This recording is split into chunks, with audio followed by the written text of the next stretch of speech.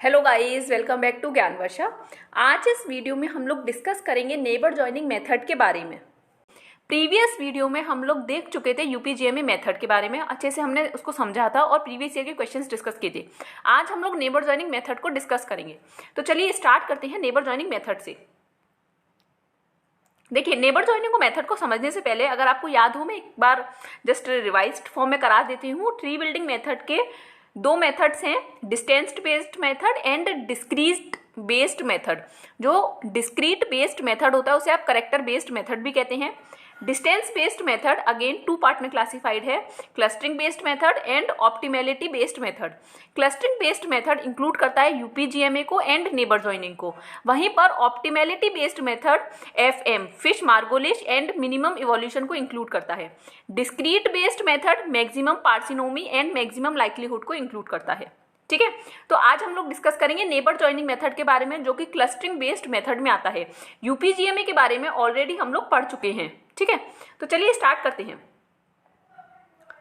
Neighbour joining method को लेके। देखिए, नेबर जॉइनिंग मेथड जो है सिमिलर, कहीं ना कहीं हद तक सिमिलर है यूपीजीएमए मेथड की जैसा।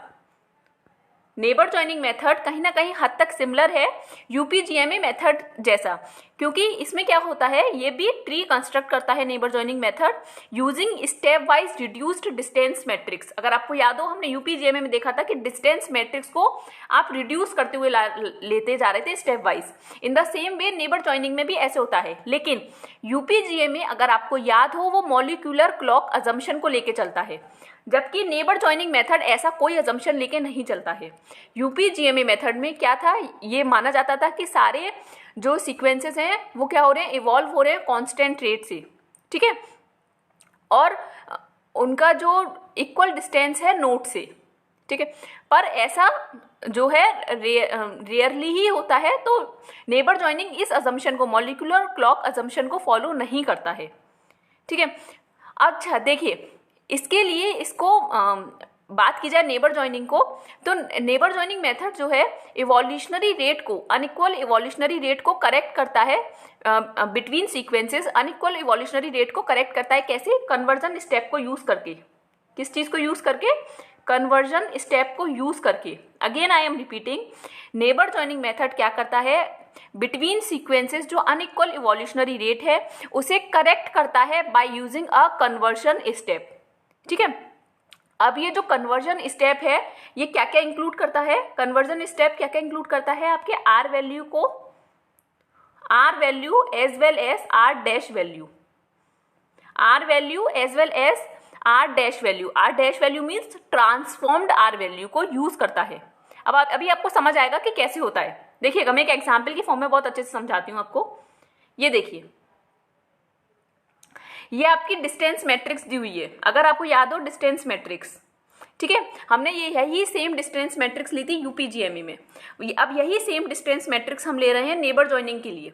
ठीक है, तो देखिए, अब इसके लिए पहले आपको क्या करना पड़ेगा, पहले आपको इसके लिए आर ए वैल्यू कैलकुलेट करनी पड़ेगी। जैसे आर ए, आर बी, ये सारी वैल्यूज कैलकुलेट करनी पड़ेंगी आपको। आर ए मतलब कन्वर्जन स्टेप पहले देखना पड़ेगा, तो R A as well as R dash A, ये सारी वैल्यूज क्या है आपको कैलकुलेट करनी पड़ेंगी। तो आर ए देखिए, ये थोड़ा टिपिकल है, यूपीजीए में बहुत इजी होता है, ये neighbour joining little bit typical होता है कैलकुलेशन के मामले में। तो ये समझते हैं कि कैसे करता है। ठीक है, अब देखिएगा, ये पहले हम क्या करेंगे, इसके लिए वैल्यूज कैलकुलेट करेंगे, आर वैल्यू कैलकुलेट करेंगे। तो देखिए, क्योंकि A B C D 4 taxa है, तो पहले ए के लिए करेंगे।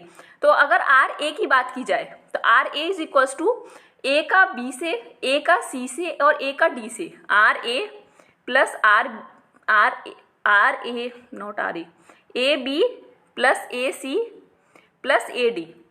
तो इससे क्या आ जाएगा, आपका आर ए आ जाएगा। देन आपको आर डैश ए निकालना है, तो कैसे निकालेंगे, R A divided by 4 minus 2। देखिए 4 क्यों लिया मैंने, क्योंकि मेरे 4 टेक्सा इन्वॉल्व हो रहे हैं। अगर आप ध्यान से देखें, एक मिनट रुकिए, मैं आपको यहाँ दिखाती हूँ कैसे 4 टेक्सा आपके इन्वॉल्व होते हैं।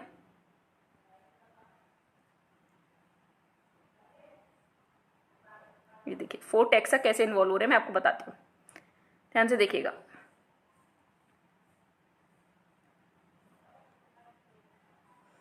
देखिए, आर ए क्या क्या इंक्लूड कर रहा है, A B plus A C plus A D, ठीक है। तो यहाँ अगर आप देखें तो A B C D 4 taxa involve हो रहे हैं, तो यहाँ पर हम क्या लेंगे 4 माइनस 2 जो है डिफॉल्ट रहेगा, ठीक है। 4 माइनस 2, तो R A divided by 4 minus 2 आपका क्या आ जाएगा, ट्रांसफॉर्म्ड आर वैल्यू आ जाएगी, आर डैश ए आ जाएगा।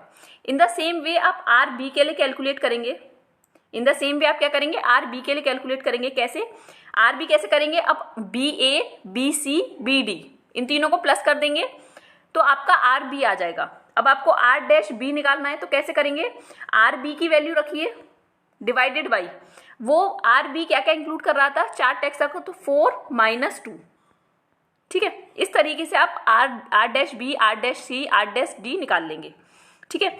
देन इसके बाद हमें क्या निकालना है, डिस्टेंसेस निकालने हैं, डी डैश ए बी, ये डिस्टेंसेस कैलकुलेट करने हैं।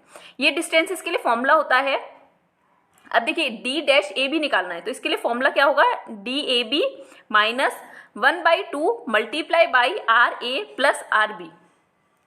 जब आप इसमें अपनी वैल्यू पुट करेंगे तो आपका क्या आ जाएगा, डी डैश ए बी आ जाएगा। इन द सेम वे आप डी डैश ए सी निकालेंगे, in the same way D dash A D निकालेंगे। तो इस तरीके से आप सारे वैल्यू सारे डिस्टेंसेस को कैलकुलेट कर लेंगे, ठीक है।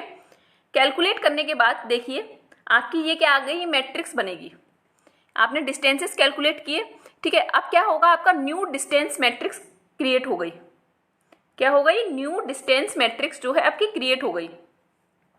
इसमें आपने अपनी वैल्यूज रखी, डी डैश ए बी कितना है, देखिए डी डैश आपको ए बी कितना दिया हुआ है -1.05, डी डैश ए सी कितना दिया हुआ है -1, डी डैश ए डी कितना दिया हुआ है -1। तो इस तरीके से आपने क्या किया, एक नई डिस्टेंस मैट्रिक्स जो क्रिएट होके आई आपने वो ली।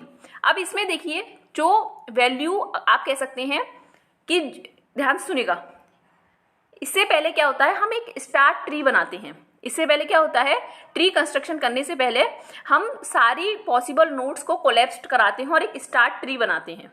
क्या करते हैं, सारी पॉसिबल नोड्स को कोलैप्स्ड कराते हैं और स्टार्ट ट्री बनाते हैं, ठीक है। अब क्या करते हैं, हम ऐसा टैक्सा के पेयर को चूज करते हैं जिसकी शॉर्टेस्ट डिस्टेंस हो, जिसकी क्या हो, शॉर्टेस्ट डिस्टेंस हो। तो अगर आप यहाँ देखें शॉर्टेस्ट डिस्टेंस किसकी है, -1.05 ए बी की as well as C D की, क्योंकि माइनस में है तो -1.05 क्या होगा, शॉर्टेस्ट डिस्टेंस हो गई। तो A B and C D की, तो आप इनमें से कोई भी चूज कर सकते हैं, ए बी को भी ले सकते हैं पहले या सी डी को ले सकते हैं, ठीक है। तो हम यहाँ पे लेके चल रहे हैं ए बी को, हम यहाँ पे क्या लेके चल रहे हैं, ए बी को लेके चल रहे हैं। आप चाहें तो सी डी को भी ले सकते हैं। तो फर्स्ट नोड जो हम कंस्ट्रक्ट करेंगे, पेयर जो लेंगे वो क्या लेंगे हम, ए बी, ठीक है। ए और बी क्या लिया मैंने, पहले नोड ले ली।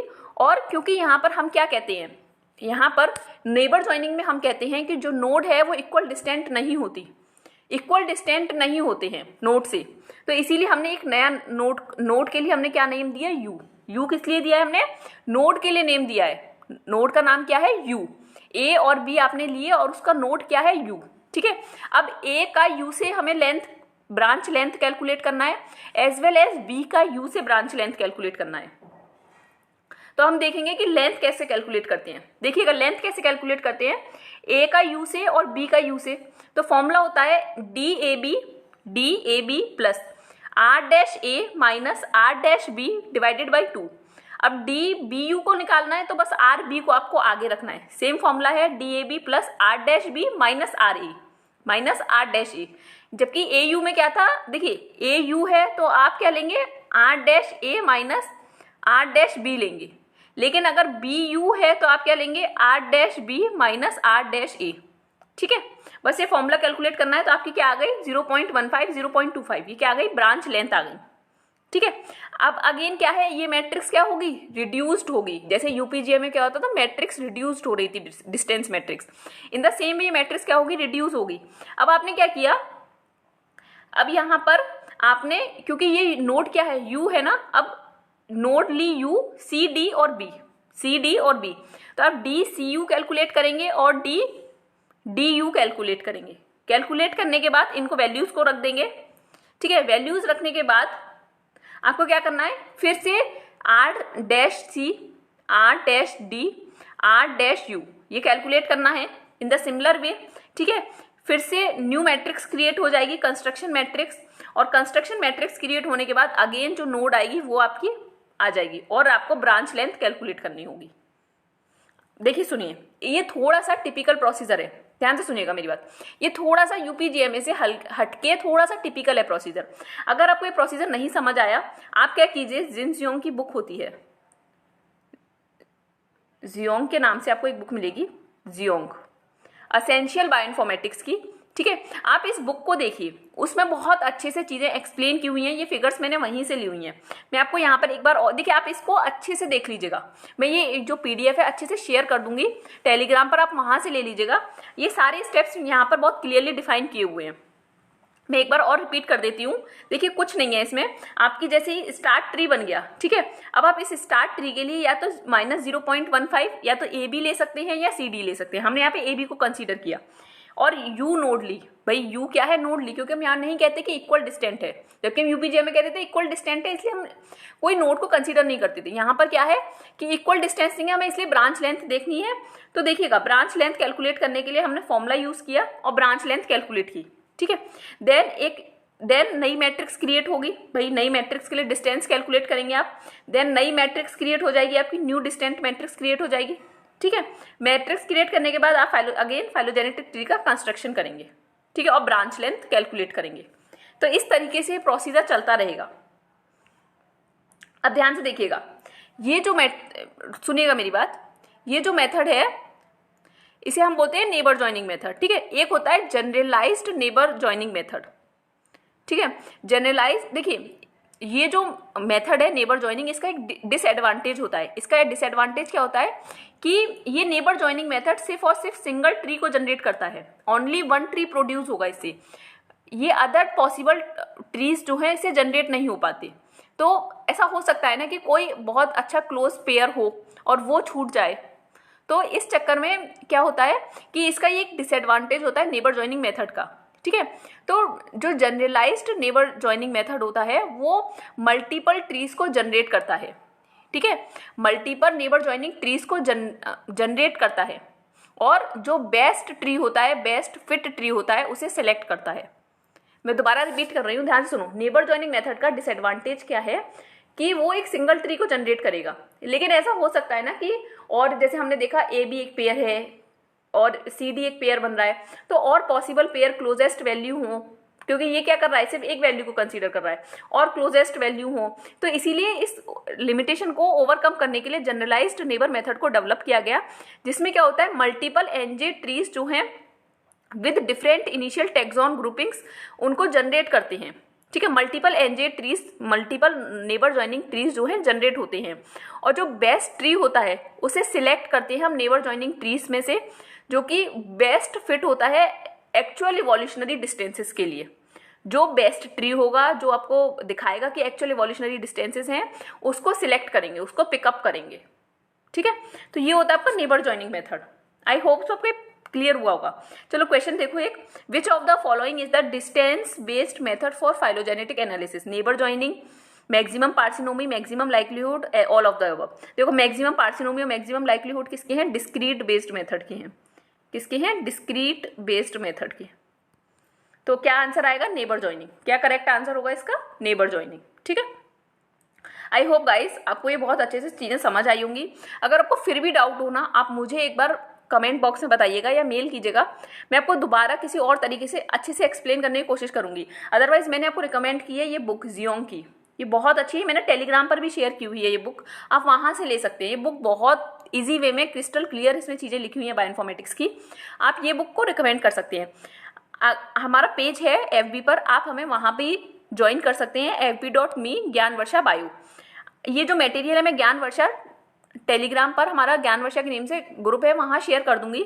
अगर आपको फिर भी कोई डाउट रह जाए तो आप मुझे ज्ञानवर्षा@gmail.com पर मेल करके पूछ सकते हैं। कोई टॉपिक हो या कुछ हो आपको बात करनी, तो आप मुझे वहाँ पर बात कर सकते हैं।